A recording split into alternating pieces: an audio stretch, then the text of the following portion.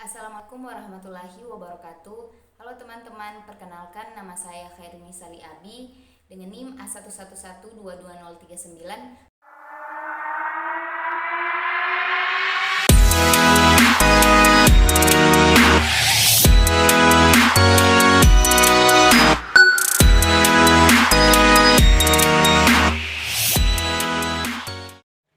Roy, Mama teh maunya di kamar baru kamu kerasan. Jadi makin banyak bisa nulisnya. Tempat asing ada buat ditaklukkan. Seperti pagi ini bareng Joe, sahabat abadi gue. Serang akan kami taklukkan. Jadi, gue gak mau yang manis kenapa-napa. Aneh. Penjaga baru kamu itu namanya Joe. Secara bagus soal cewek, aku yang ngajarin. Gimana tadi sekolahnya? Roy udah kenalan sama 3 bidadari cantik di kantin. Selamat malam, Ani. Mimpi indah. Kapan ya kita bisa terus ngobrol kayak gini? Roy, aku teh mau jadi kabogoh kamu. Yang gue butuhin itu beda.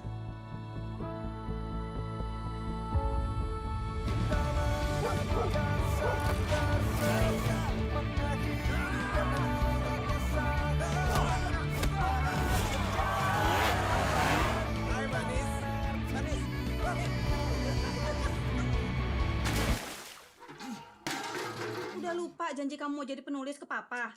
Mau diganti aja itu tinta pakai alkohol gitu. Terus sekarang saya mesti ngapain, Pak? Jawabannya ayah di dia. Kalau catatan salah tinggal di tip X. Tapi kalau hati, cuma bisa pakai maaf. Laki-laki itu harus pergi, tapi juga harus pulang. Apa sebenarnya tujuan gue dilahirkan? Apapun itu, gue harus curahin semua gelisah. Analisis ide pada tokoh Roy. Roy merupakan anak bandel yang pemikiran yang masih labil dan masih dalam proses pencarian jati diri. Di balik dirinya yang bandel, Roy juga adalah sosok yang penyayang baik kepada orang terkasih, hewan maupun lingkungannya. Dia juga adalah anak yang sederhana dibuktikan dengan pakaian yang dipakainya. Celana jeansnya walau sudah tidak layak dipakai, ia masih mengutamakan kenyamanan daripada pandangan orang terhadapnya. Dia juga suka traveling keliling Indonesia sendiri sebagai hasrat kesenangannya dalam proses pencarian jati diri. Nah, pada analisis ego dalam karakter Roy dalam film ini selanjutnya proses pencarian jati diri diwarnai dengan emosi yang masih labil. Ia tidak suka ditantang, dia bahkan akan melawan walaupun dia harus menerima kekalahan demi harga dirinya.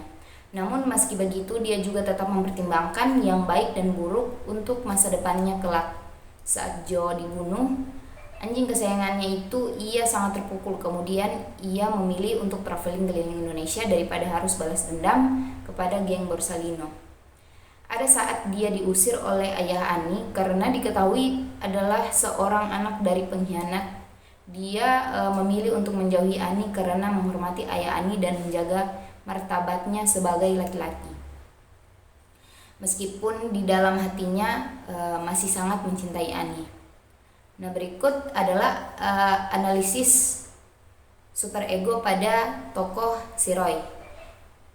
Dalam perjalanannya yang panjang, ia kemudian sadar bahwa bertikai dan saling dendam itu tidak baik untuk masa depannya.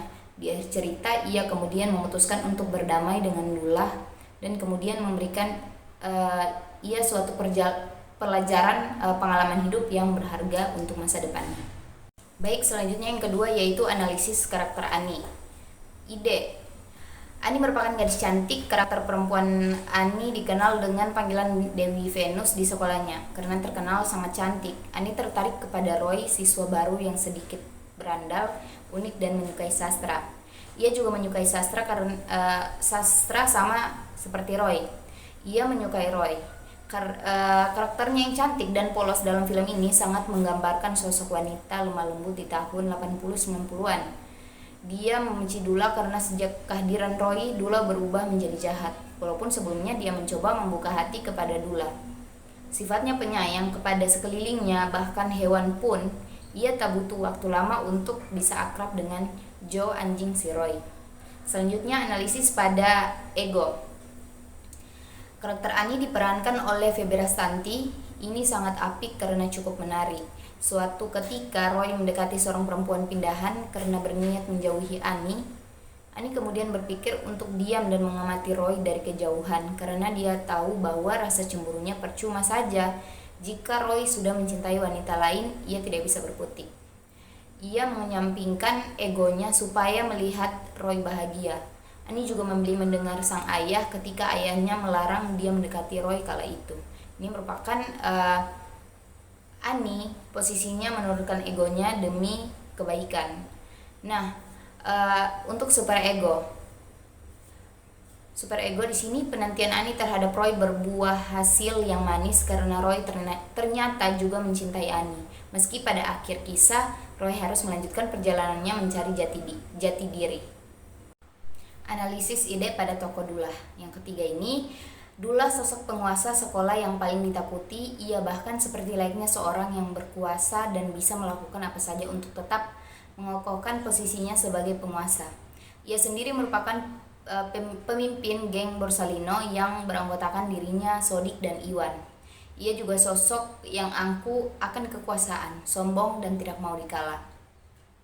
Untuk pada bagian egonya, ia menyukai Ani meski Ani menyukai Roy. Dia akan terus merebut Ani dan berupaya menjauhkan Ani dari Roy. Namun dia juga sosok pemberani, sama seperti Roy, ia sering terlibat perkelahian dengan Roy. Jiwanya penuh dengan marah ketika emosinya terpicu. Dia akan berupaya mengabulkan hasrat dalam pikirannya walaupun dengan cara yang salah. Tokoh Dula digambarkan sebagai pria keras kepala, penyendiri, dan punya banyak ambisi. Dia tipikal penyendiri, tidak mau bersosialisasi karena merasa semua bisa dibeli pakai uang. Meski sebenarnya ia mempunyai 2 teman yang selalu ada di sampingnya. Ia suruh-suruh juga ketika di sekolah. Nah, pada bagian super egonya, karakter Dula ini mengambil pelajaran dari perkelahian Dula, kemudian menurunkan egonya dan bermaaf-maafan dengan Roy, rivalnya tersebut. Hingga akhirnya di akhir cerita mereka pun berdamai. Jadi teman-teman, kesimpulan dari penjelasan saya tadi bahwa bagaimana kita harus menjauhi pertikaian, memilih teman yang baik, mempersiapkan masa depan lewat kerja keras, dan lebih menurunkan ego supaya lebih menghargai orang lain. Dan masih banyak lagi yang dapat kita ambil dari film ini ketika teman-teman menonton film ini. Saya pikir itu saja yang dapat saya jelaskan dalam pengkajian teori kepribadian dari Sigmund Freud. Ini dalam film Balada si Roy lewat sudut pandang saya sebagai penonton. Apabila ada salah dalam penyampaian ataupun ada yang keliru dalam mereview film ini, saya mohon maaf. Akhir kata saya ucapkan terima kasih. Assalamualaikum warahmatullahi wabarakatuh.